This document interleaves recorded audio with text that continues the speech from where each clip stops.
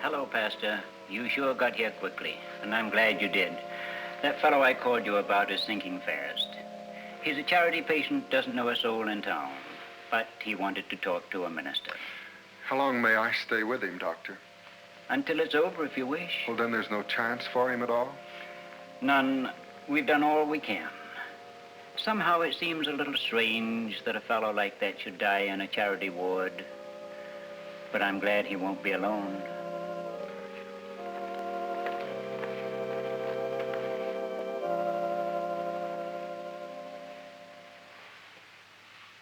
I'm Dr. Goodrich, the minister.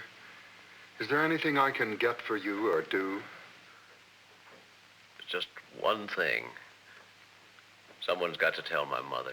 I'll do that right away. Where is she? Well, she doesn't live here. You'll have to write to her after it's over. Her address is on the table.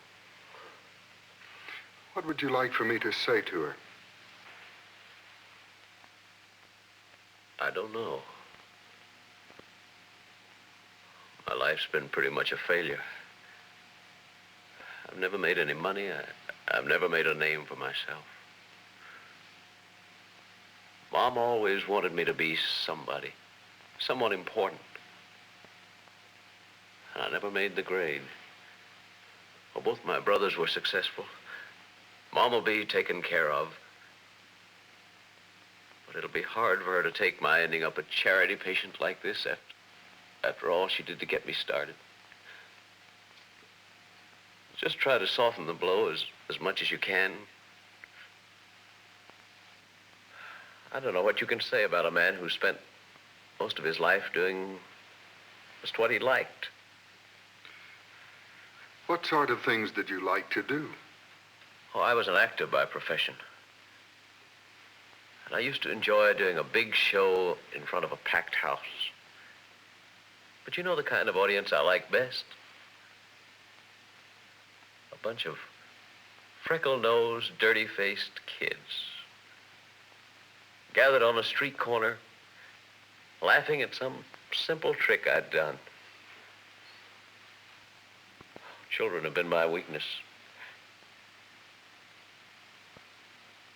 Especially those on the wrong side of the tracks.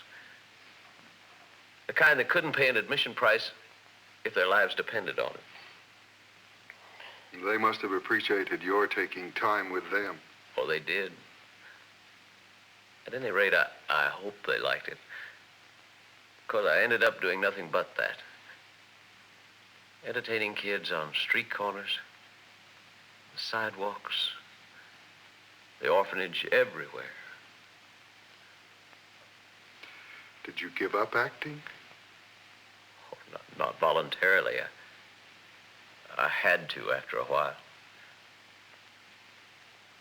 The big change came one night shortly after I'd opened in a show in Chicago.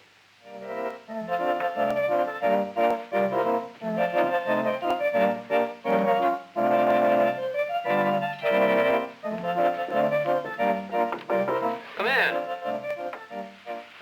Oh, darling, you were simply wonderful. And for once, you didn't step on a single one of my lines. You were lucky. Wait till tomorrow night. I'll be waiting. See you at rehearsal. What rehearsal? Tonight, in just a little while. Didn't Joe tell you? No. Well, I can't make it. I've got a date. Oh, you'd better call her up and break it. Oh, it's not a her. It's them. Them? Yeah, I promised one of the scout troops I'd do a special midnight show for them. Part of a program they're putting on to raise some money. Scouts? Oh, silly, you don't have to do that. Just tell them you can't make it. Oh, I can't do that. I've got to be there. I promised him. A.J. won't like it. Oh, A.J. knows about it. He said I could do the show tonight. I guess he's forgotten it. Splendid performance, Bob, splendid. Say, you know you're heading for the top. And when I say top, I mean the top of the big time. Thanks, A.J. Say, I guess I'll have to miss that rehearsal tonight. Remember the scout show I promised to do? That's this evening. Scout show? Oh, well, forget it. They're not paying you. Well, I can't forget it. I promised to be there. Well, tell them you changed your mind. Ain't no bunch of punk kids going to affect my show. Well, I could rehearse all tomorrow morning, or I could be back tonight by 1 o'clock. Now, look, You're going to be on the stage right here tonight, rehearsing at 11:45. And you'll stay until I have finished with you. There's going to be no scout show tonight. Do I make myself clear? AJ, I can't just call him up now and say I'm not going to be there. Well, I've got to be there. You told me I'd be free to do it this evening. Well, forget what I told you and listen what I'm telling you. You stay here tonight. Sorry, AJ, it's getting late. If you go out of that door, you walk out of show business forever. Maybe you better read the contract that you signed. You crossed me, and I have put you on suspension so quick, you won't be able to get a job in a flea circus. I'll blacklist you with every agent you ever heard of. Good night, AJ. All right, brother, it's your own funeral. Starve himself because of a bunch of lousy pumpkins. All right, Robert Noel, you're through. Morning, Times. Give me the amusement desk. Oh, Joe, this is A.J. Dowell. I have a late item for you. Robert Noel, who has been appearing in A.J. Dowell's new stage success, The Favorite Few, was indefinitely suspended tonight because he refused to answer a rehearsal call. Yes, he walked out on me. Got the big head, I guess, because of those good notices he's been getting. Oh, well, now, Joe, you know me. I bear no hard feelings against him. No, you're right, Joe. He'll learn. He'll learn. AJ made a thorough job of keeping me out of show business. I never had a real chance after that. It's bit parts, fill-ins, stock companies at $3 a night. Of course, I had to get into something else. But you kept on doing shows for kids. Oh, yes, whenever I could get off. Every Saturday, I'd spend all day doing magic tricks. Mornings at the orphanage, afternoons in the children's ward at the hospital. Some of those kids were mighty sick. I think my tricks helped to bring them around. The doctor said I could cheer up anyone. I'll never forget one child, an orphan.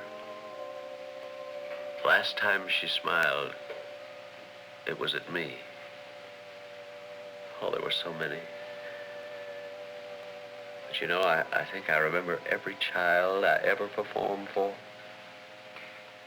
Were they hard to entertain? Oh, no, not at all. Anyone can entertain children if you love them. And they appreciate it. Oh, they don't pay in money. But they've given me more marbles and old string and rubber bands. All kinds of trinkets.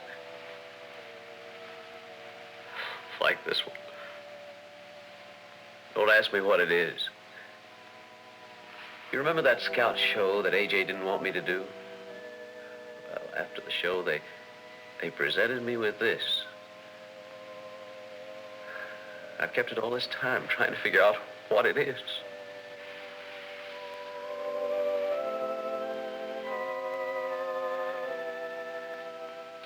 From the Scouts of Troop 64, for being a true friend to those who needed you. True friend. At a time like this, a man wishes he had a friend.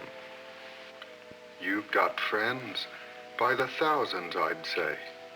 All those children and young people that you did so much for, I don't know where they are tonight.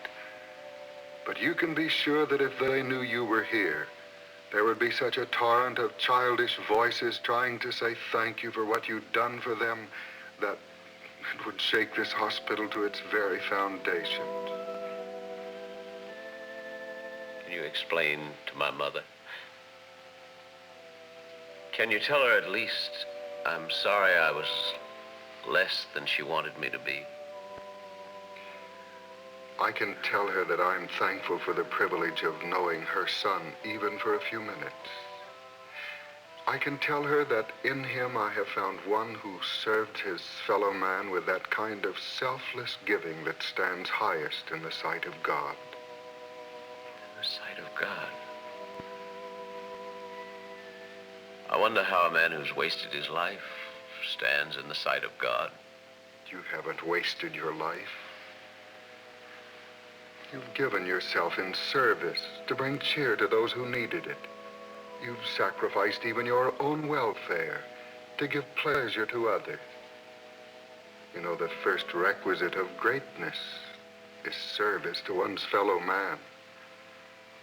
And you've spent most of your life giving it to those who could pay you least, those who have to leave it to God to reward you for what you've done for them. I'd say you stand very high in the sight of God. Thanks. I guess I never really grew up. Tears are pretty childlike. On some occasions, it's nice to be childlike. Remember, Jesus said, "Let the little children come to me and forbid them not, for of such is the kingdom of God. Verily, verily, I say unto you, whosoever shall not receive the kingdom of God."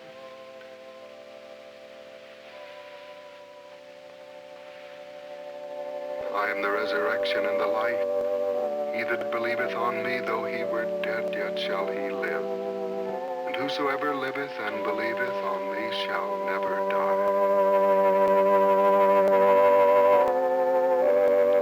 The first requirement of greatness is service to our fellow man, to use our life for the sake of the needs of others, the needs of the world.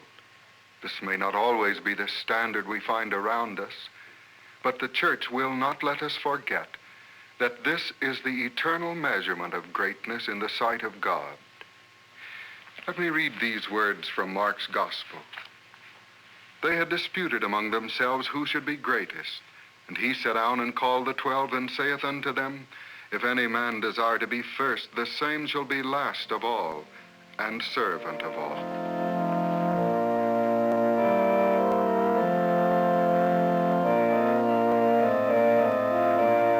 The churches of our communities constantly proclaim the fact that the greatest of all must be the servant of all. But they do more than this. They offer any one of us a way in which the influence of our life can serve our fellow man, a way in which you or I can reach across the city or state or world to help and heal and minister. To be a part of the church in our community is to serve our fellow man.